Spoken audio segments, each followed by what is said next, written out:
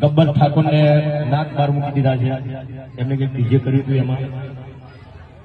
તો જ્યારે ઠાકોર સમાજનું સંમેલન હતું સેક્ટર 11માં, ત્યારે પણ હું ડીજેમાં કીધી ગાતો નહીં. કમલેશભાઈ તમને ખબર છે, અશોકભાઈ તમને ખબર છે, રોહિતભાઈ તમને ખબર છે, મેં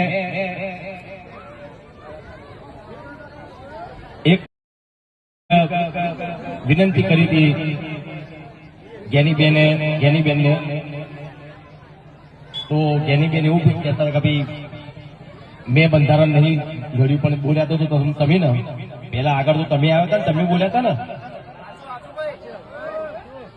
તો બધા બનાસકાંઠાના ઠાકોર સમાજના જે આગેવાનોએ બધું બંધારણ કર્યું છે, બરાબર છે, બંધારણ કર્યું.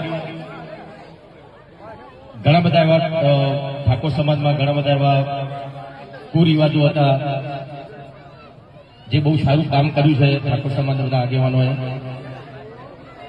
પણ એના લીધે ડીજેના જે કલાકારો હતા બનાસકાંઠામાં બિચારા ઘેર બેસી ગયા. અને જે આગેવાનો બંધારણ કર્યું એ લોકોને ખબર નહીં ડીજે એટલે હું. ખબર છે કમલેશભાઈ? ના ના એવું કહેતા હતા કે ડીજે વગાડશો એટલે બધા ભેગા થશે, નાચશે, કુશન, દારૂ પીશે, ઝઘડા થશે. એવું જરૂરી નહીં. કોઈ ઢોલ વગાડતો તો દારૂ પીનારો પીવાનું જ છે, ઝઘડા કરનારો ઝઘડો કરવાનો છે. તો ડીજે બંધ થવાથી સમાજમાં સુધારો આવશે એ વસ્તુ ખોટી છે.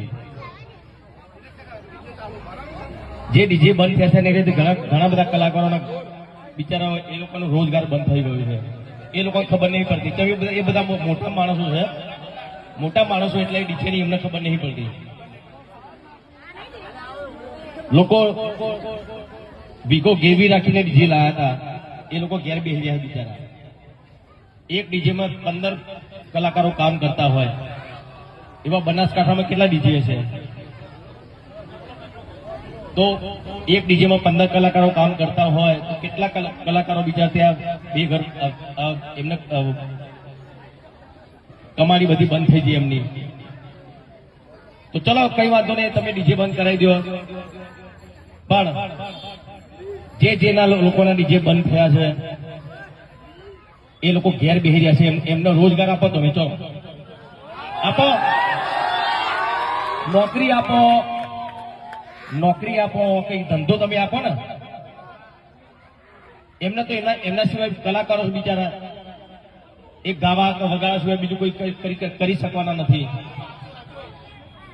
તો જે આગેવાનોએ જે બંધારણ કર્યું છે એમને ખાલી એટલી જ વિનંતી કે જે કલાકાર ઘેર બેસી રહ્યા છે એમને કઈ રોજગાર મળે એવું તમે કરજો, બરાબર ને? આપણા બાજુ ડીજે બંધ નહીં થવાનું. અને કોઈ બંધ કરાવવા આવો તો મને